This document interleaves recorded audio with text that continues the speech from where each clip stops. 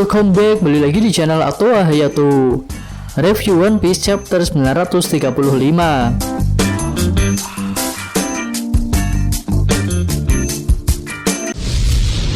One Piece chapter 935 ini diawali dengan menampilkan sepak terjang Raizo yang sangat mengagumkan di dalam penjara tambang Kaido.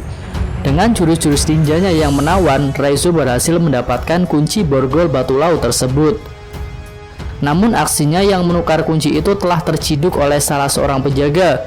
Beruntung penjaga yang memergoki Raizo adalah pengguna semel kepiting yang hanya bisa berjalan menyamping. Dan karena hal itu, Raizo pun berhasil mendapatkan kunci borgol batu laut Luffy dan kemudian segera menuju posisi Luffy berada. Selanjutnya kita diperlihatkan suasana kericuhan yang terjadi di dalam penjara yang diakibatkan oleh perilaku Luffy. Luffy tanpa rasa takut langsung menendang penjaga yang merupakan pengguna semel kalajengking untuk dapat menyelamatkan kakek Hyo. Walaupun resikonya Luffy akan menerima hukuman berat karena perbuatannya itu. Ada bermacam-macam hukuman yang dipersiapkan untuk para tahanan penjara Udon yang melawan penjaga. Hukuman pertama, jika berani membantah penjaga, maka akan dipotong tangannya. Lalu jika tahanan itu melakukan pelanggaran kedua dan dia membantah penjaga untuk kedua kalinya, maka akan dipotong kakinya. Dan selanjutnya, jika tahanan itu masih membantah penjaga untuk ketiga kalinya, maka dia akan dieksekusi. Perlu diingat ketika tahapan hukuman ini hanya berlaku pada pelanggaran yang sifatnya membantah penjaga dan tidak sampai menyentuh penjaga atau menyerang penjaga. Dan jika ada tahanan yang berani menyentuh penjaga walaupun hanya satu kali, maka dia akan langsung dieksekusi. Melihat situasi saat ini, Luffy bukan lagi telah menyentuh penjaga, tetapi telah menendangnya hingga tumbang. Maka hukuman eksekusi sudah ada di depan mata Luffy. Namun sepertinya Luffy tidak pasrah dengan hal itu. Luffy masih terlihat bersemangat, bahkan dia berpikir kalau saat ini dirinya sedang latihan dan dia akan menjadi lebih kuat saat borgol batu laut itu dilepas. Lalu selanjutnya, melihat salah satu bawahnya diajar Luffy, kepala sipir di penjara Udon itu pun mulai bertindak. Sosok kepala sipir penjara Udon adalah seorang pengguna semel gajah yang memiliki kepala gajah di dadanya. Bentuknya ini tentu mengingatkan kita pada sosok Holdem yang memiliki kepala singa di perutnya. Dan ternyata kepala gajah yang ada di dada kepala sipir bisa mengeluarkan serangan seperti kepala singanya Holdem. Namun sayang, karena kondisi Luffy sedang terborgol batu laut, Luffy pun tidak bisa menghindari serangan tersebut. Padahal jika keadaan Luffy tidak terborgol, kami yakin Luffy bisa menghindari serangan itu dengan mudah. Lalu setelah terkena serangan itu, Luffy pun mengatakan kalau dia tidak bisa menggunakan hakinya karena terborgol batu laut. Ini menarik untuk dibahas, karena sebelumnya tentu banyak yang berpikiran kalau hanya kemampuan Devil Force Luffy saja yang terbelenggu oleh batu laut, sementara hakinya tidak. Namun ternyata di sini Luffy mengatakan kalau dia juga tidak bisa menggunakan hakinya. Mengapa hal itu terjadi? Kami punya penjelasan mengenai hal tersebut. Menurut kami, stamina Luffy telah terkuras karena borgol batu laut yang ada di tangannya. Dalam penggunaan haki tentunya juga diperlukan stamina yang baik. Karena saat ini tubuh Luffy sedang lemas, maka Luffy juga tidak bisa mengeluarkan hakinya. Contoh lain dari kejadian semacam ini pernah terjadi di episode Dressrosa. Ketika itu Luffy menyentuh jeruji besi yang ada di Colosseum Dressrosa. Ketika itu Luffy langsung lemas dan tidak bisa menggunakan hakinya. Padahal jika saat itu Luffy bisa menggunakan hakinya, mungkin saja dia bisa menjebol dinding Colosseum Dressrosa. Lalu kembali ke situasi di penjara Udon. Saat Luffy sedang terjatuh karena serangan dari pengguna semel gajah, terdengar suara gaduh dari luar. Ternyata All-Star Queen telah memasuki penjara Udon. Di sini kita diperlihatkan sosok Queen yang kocak. Dia muncul di tengah-tengah penjara lalu bernyanyi sambil menari. Para penjaga pun bersorak untuk Queen. Dari kemunculan Queen ini, kami tertarik pada 4 hal. Pertama, kita diperlihatkan sosok Queen yang sangat ngefans kepada Komurasaki. Namun sayangnya, Queen tidak tahu tentang kekacauan yang terjadi di ibu kota bunga, karena dirinya sedang ada di penjara Udon. Dan tampaknya informasi dari surat kabar Wano juga tidak menjangkau penjara tersebut. Lalu yang kedua tentang pedang yang dibawa oleh Queen. Karena di kemunculan sebelumnya pedang Queen ini tidak diperlihatkan. Jadi apakah Queen juga bisa menggunakan pedang? Lalu yang ketiga, sajak dari lagu yang dinyanyikan oleh Queen, terutama pada bait yang mengatakan kalau dirinya memang gemuk dan bulat, namun semua itu adalah otot.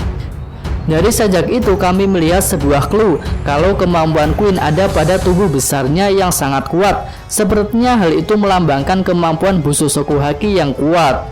Selanjutnya yang keempat adalah tentang harga buronan Queen yang mencapai 1.320.000.000 berry.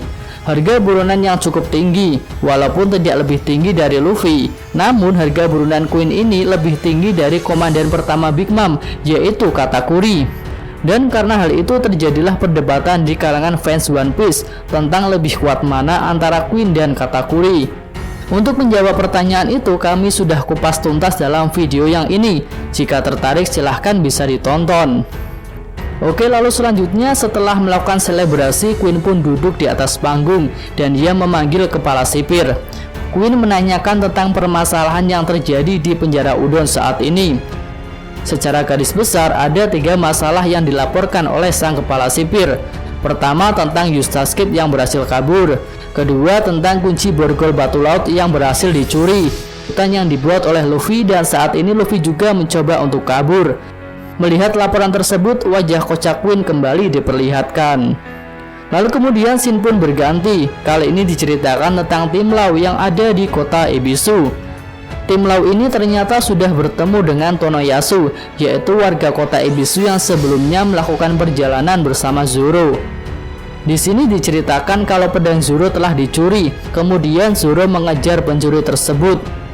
Lalu pertanyaan besarnya, siapa pencuri pedang Zoro dan apa motifnya?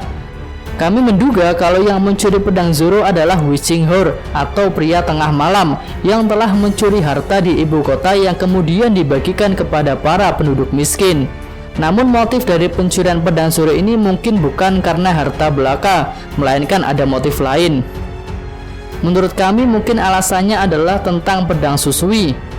Kami rasa sang Wishing Hor menyadari kalau Zoro membawa pedang Susui yang merupakan harta berharga di Wano, dan dia mencurigai Zoro telah mencuri Susui. Lalu dia berusaha mengambil kembali Susui dari tangan Zoro. Lalu saat pembicaraan tentang Zoro sedang berlangsung, ternyata sosok Sanji sudah lenyap dari tempat itu. Tentunya kita semua berpikiran sama kalau mungkin saja Sanji sedang mencari tempat pemandian untuk mencoba kembali kemampuan dari Red Suit-nya. Oke, kita tinggalkan tim Law dan juga Sanji yang saat ini sedang menghilang. Kita beralih ke scene selanjutnya, di mana diperlihatkan sosok Nami, Robin, dan Shinobu yang sedang bersantai di pemandian air panas. Ada pembicaraan menarik dari ketiganya, yaitu tentang masa lalu Hyogoro Sang Bunga. Menurut Shinobu, Hyogoro Sang Bunga adalah seorang yang sangat populer di Wano 20 tahun yang lalu. Bahkan dia disebut-sebut sebagai wajah dari dunia bawah Wano. Hyogoro adalah lambang ksatria yang dikagumi oleh banyak orang, dan sepertinya misi pasukan aliansi untuk mengumpulkan 5.000 pasukan hanya bisa tercapai jika pasukan aliansi berhasil menemukan Hyogoro Sang Bunga. Namun sepengetahuan Shinobu, Hyogoro telah dieksekusi karena telah menentang Shogun Orochi. Walaupun aslinya Hyogoro saat ini sedang bersama Luffy di penjara Udon. Lalu Shinobu juga mengatakan bahwa Fukurokoju adalah rekan dari Hyogoro yang telah memilih tunduk kepada Orochi dan menjadi pimpinan Oni Wabansu. Lalu Shinobu sendiri dulunya adalah bawahan dari Fukurokoju, namun Shinobu memilih untuk menentang Orochi dan hidup sebagai buronan. Ketika terjadi pembicaraan tentang Hyogoro Sang Bunga di pemandian air panas tersebut, di saat bersamaan para tahanan di penjara tambang Udon merasa terkejut karena mereka baru mengetahui kalau kakek Hyo adalah Hyogoro Sang Bunga. Mereka seolah tak percaya kalau kakek Hyo yang kurus keriput itu dulunya adalah bos Yakuza yang kuat dan sangat terkenal. Tampaknya pertemuan Luffy dengan kakek Hyo adalah hal positif yang akan membuat rencana pasukan aliansi berjalan lancar, terutama dalam mengumpulkan 5.000 pasukan dalam waktu 1 pekan. Selanjutnya di penjara tambang Udon, Queen kembali merayu Luffy untuk bergabung dengan bajak laut Kaido, namun Luffy tetap menolaknya. Kakek Hyo yang berusaha menyelamatkan Luffy bersedia mengorbankan dirinya untuk dieksekusi, namun kakek Hyo meminta Luffy untuk tidak dihukum. namun sepertinya hal itu tidak akan mudah. Lalu Queen pun sudah menemukan jalan keluar tentang hal itu yang dia katakan sebagai ide bagus. Kami rasa mungkin itu adalah sebuah ide gila yang akan memaksa Luffy untuk mau menyerah dan bergabung dengan bajak laut Kaido.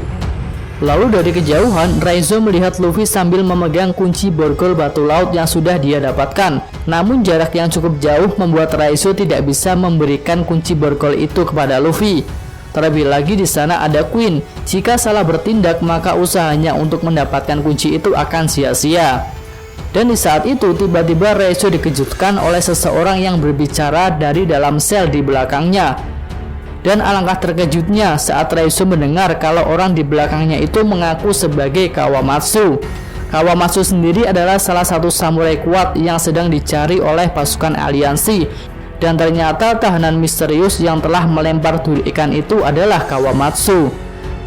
Kami rasa sosok Kawamatsu inilah yang akan menyelamatkan Luffy dari situasi sulit ini. Tapi bagaimana caranya? Menurut kami caranya dengan melemparkan atau meluncurkan kunci borgol batu laut itu langsung ke dalam lubang kunci pada borgol batu laut yang digunakan oleh Luffy. Memang hal ini terdengar sulit, namun melihat kemampuan Kawamatsu yang dapat menusuk penjaga dengan duri ikan yang dia luncurkan, kami rasa meluncurkan kunci borgol batu laut tepat ke lubang kuncinya tidak mustahil bagi dirinya. Ya, cukup sekian review One Piece kali ini. Semoga nakama semua menyukainya. Terima kasih sudah menonton video ini. Dukung terus channel Atowa Hayato dan sampai jumpa di video selanjutnya.